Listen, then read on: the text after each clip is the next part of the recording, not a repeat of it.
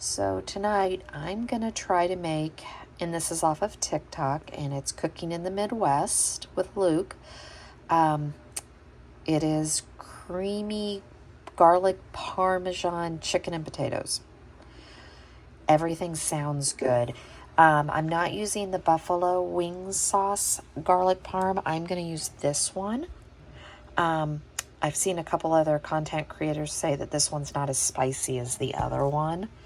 So, and I'm also gonna I haven't decided if I'm gonna go ahead and put the potatoes in the air fryer or not. I don't have the basket air fryer. I have the oven. So I like it because of the amount of cooking we do when all the boys are home, because I can cook in layers. But for something like this, I almost wish I had the small one with the little basket to shake. So we'll see which way I go once I get cooking. So I still have potatoes, and this is getting full. So I'm just going to show you how to cut one of these, because I was thinking this was going to be the most time-consuming part, and it was going to probably annoy me. So I just cut it that way. This is literally taking me less than like not even 5 minutes. I cut it into nice thick squares, and then cut down, 4 cuts, and then cut across. I mean, perfect little cubes. So easy. So I guess we're going with 5 potatoes, because some of mine were bigger, so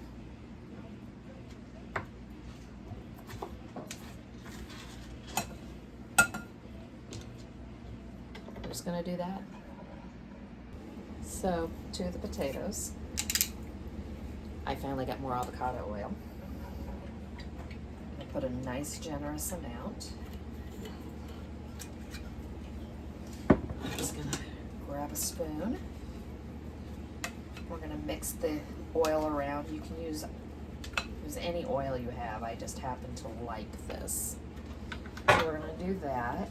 We're gonna put in, calls for salt.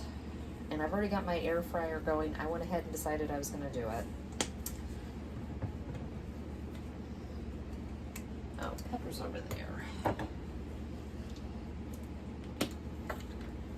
Pepper.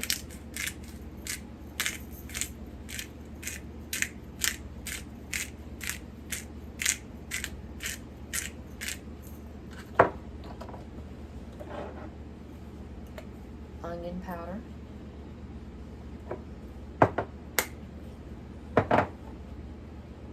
And smoked paprika.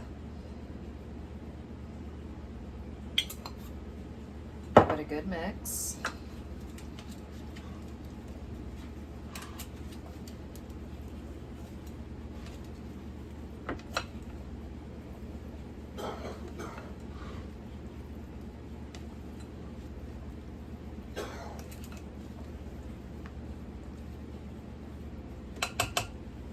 And I've got this right here, and I'm just going to put it all on here.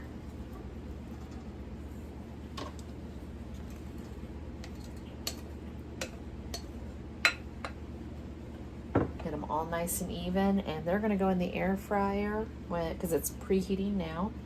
It's going to go in the air fryer for about 20 minutes, but I'm going to check it, and I'm also going to shake it. And this is the cases where I would prefer to have the other type of air fryer, but I'm the one who insisted on the French door model. But there's benefits to that one too.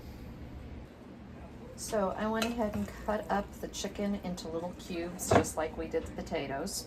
And in here we're going to add the same things, plus Italian seasoning. So there's the salt. As I said, I usually go low on salt. I have a little bit of onion also diced. When the chicken gets a little bit cooked, I'm probably going to add it. I'm not going to put it in the air fryer. So we're going to do that. Like I said, on this we're going to do the oregano, or the Italian seasoning, smoked paprika, one more, and onion powder. Give this a stir. I have my cast iron heated and have oil in it. You could also use butter. Just mix this to get all that seasoning all over that chicken so it all has flavor.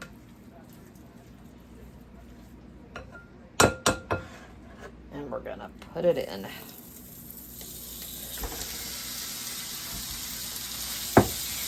we'll get the chicken cooking. Air fryer has another 10 to 12 minutes. So, little mishap. My air fryer has turned off twice. So, I've got it hooked up on my counter with a power strip because I have few and far between with the outlets. My house is older. So, what I'm going to end up doing is I'm going to pull this chicken out. It would have taken way too long for me to have started the stove and do it that way, or the oven and do it that way. And they're almost done. They had like less than 10 minutes left. So we're just going to finish them in the cast iron. So I'm just going to pull the chicken, which took no time to cook. So nice when you get it in these nice little bite-sized pieces. And it's kind of how I like to leave them in my freezer so that I can do anything I want with it. So I've got the potatoes back in this pan, and I'm going to add the onions just right to the middle. So this may have all worked out for the best. Now I can get a good brown on those potatoes. Okay, so I finally have the potatoes, I think, where I want them. Add the chicken back in with a little bit of juice.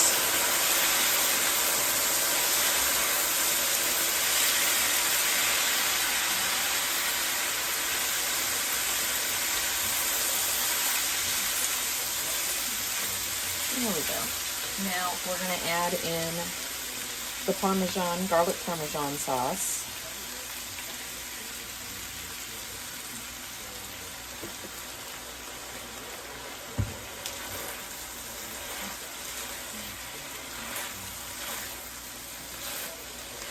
Get it all nice and mixed, and I really want it to coat, so I'm playing the game of I don't want so much, but I also want it to coat everything.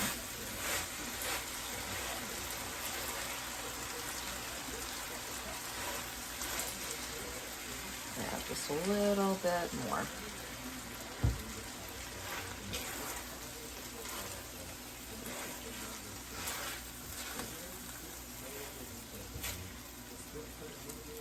And as a side note, my favorite wings to get when we go out are the garlic Parmesan. But I just didn't want the extra added heat that the Buffalo Wild Wing sauce. I feel like it's spicier than it is when you go to Buffalo Wild Wings. I don't know if it's just me or that's what I notice. We don't go very often. In fact, the last time we went, I got a salt and pepper, or a salt, pepper, and vinegar. And oh, that actually became my new, and it was a dry rub on it. That one is really good. With my luck, if we go back, they won't have it anymore. So I think this is kind of where I want it. And at this point, this is down on low. I've got my cheese grated. Let's see if I even need all of it. Called for a cup. Yeah, we like cheese.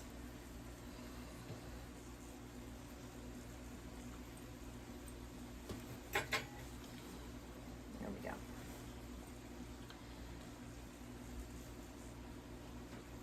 And we're just going to let this melt. And is going to be dinner tonight. This looks delicious.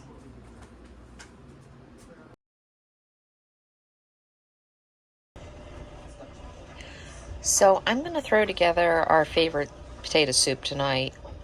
A couple weeks ago, I made this at my mom's, and I also made a clam chowder. I actually followed the directions. I know. But the way I had always made it in the past is I would bake the potatoes or put them in the pressure cooker and just do the potatoes. And then once they were fully cooked, I'd add them to the soup, and I did it different. Well, because we were making this huge pot of clam chowder and then a recipe of this, I thought, oh, I'll just follow the recipe this time. It was so simple. So we're going to throw this together tonight for a real quick, easy, cheap dinner. So in my pot, I have a stick of butter melting. In here, I have cubed potatoes, onions, and celery. So it's 2 stalks of celery, a large onion, and about 2.5 pounds of potatoes. And this is the recipe I've always followed. I just did it in different orders, and I have another video. I'll link it below of how I've done it also. This is just easy, and it tastes the same. So I need 3 tablespoons, and I'm doing big because I feel like it's, there we go. And we're just gonna mix this into the potatoes. You know, this seems weird. Anyways, this is my husband's mother's recipe for potato soup. She's the one that told me that she would always use leftover baked potatoes in it. So that's just how I always made it. Even though I could have well read the thing, I just still made it the way she told me to make it. Yeah, well, I got creative the last time, and I go, well, we'll try it this way. It's really simple. So we're just gonna let this sit. As soon as the butter's melted, we're gonna add this in, and then we're gonna cover it with water just to the top of the potatoes, bring it to a boil, and at that point, you add the can of evaporated milk.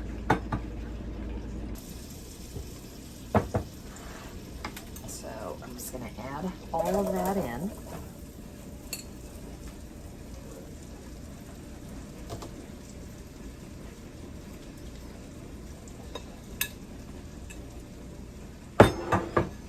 Get this mixed.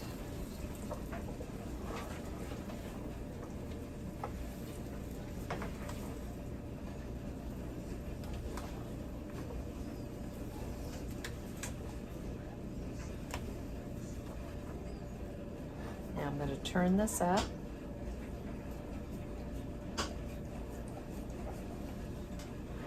And I'm going to add the water.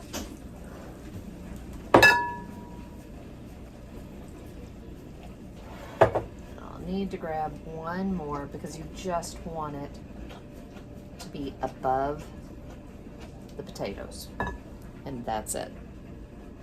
Okay, I've got it right to there. We're going to bring this to a boil, and then we'll add the milk and let it continue to simmer for about 25 to 30 minutes.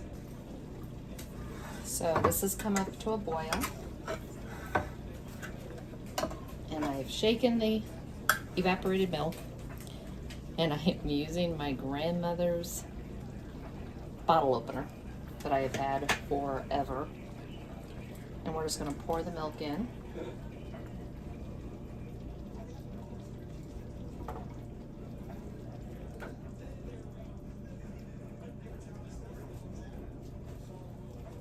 And we're going to set a timer. The key though with this is make sure you keep scraping the bottom of the pan. Otherwise that flour mixture will stick. Alright. Should be ready to have potato soup in about 20 minutes. So this is done. We're gonna just add some more salt.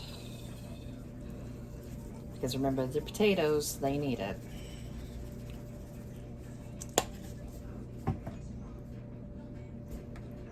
And give it a taste. And just season for the amount of salt you want, but I did use 2.5 pounds of potatoes, so don't have a heart attack with the amount of salt I just put in it.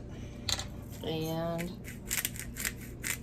just pepper as much as you want as well. And that is how easy Grandma's old-fashioned potato soup recipe can be. So as I said, I'll link the other one where I cook the potatoes in my pressure cooker, I believe, for that one. And I treat them like baked potatoes. So there's different ways you can make this. This is really simple and it still tastes just the same.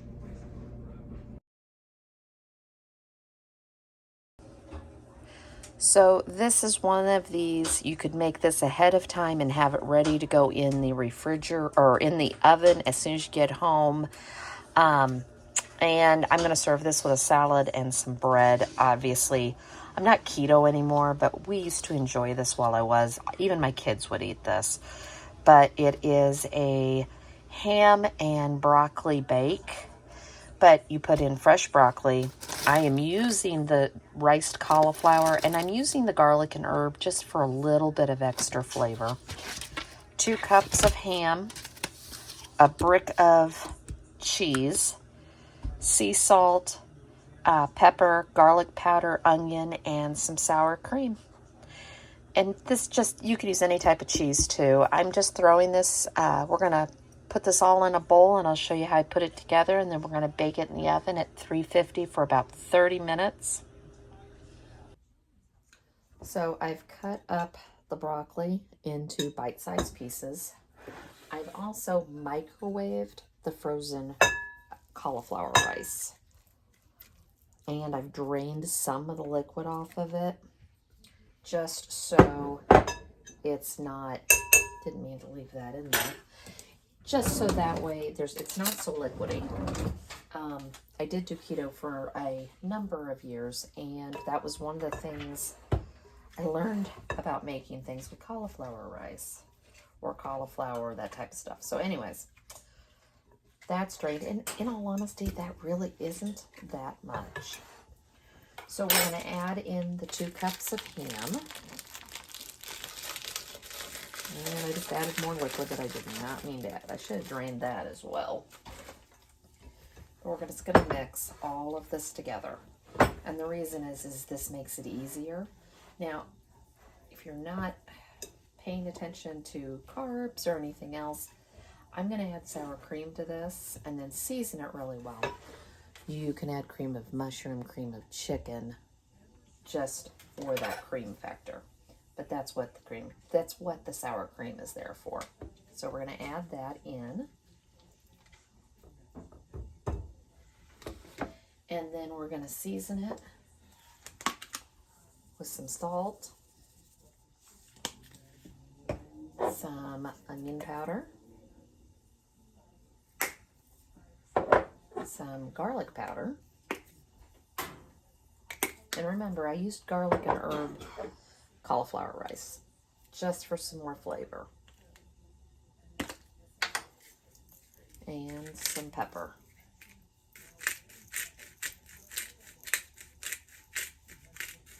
And I'm going to stir this before I add the cheese. Now that I've got it well mixed, and I ended up using almost a cup of the sour cream. I just wanted it creamier. So it calls for a cup of cheese in it and a cup on top. So I've grated up a block of cheese. And we're just going to mix this in. This just helps bind it.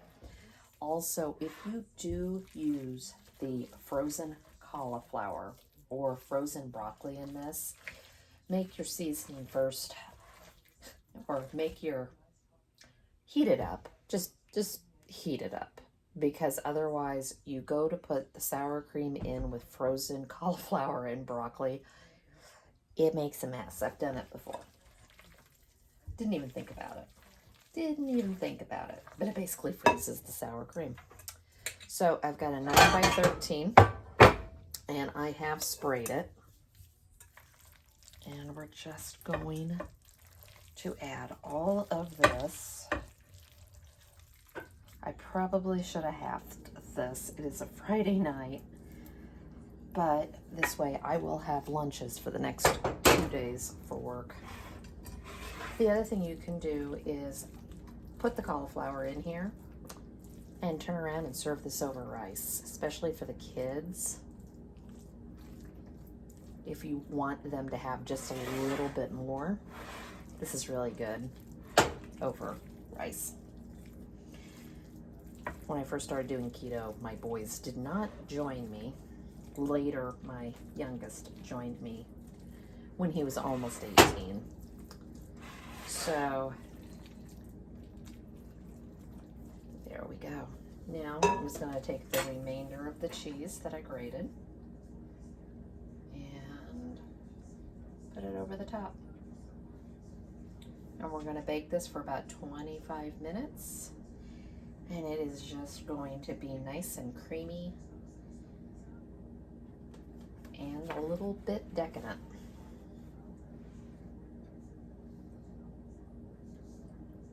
And you can always add more cheese to this. You do not have to be sparse with it. But I'm just going to bake this. And there we go, after 25 minutes, all nice and cheesy and bubbly. And this will taste delicious tonight.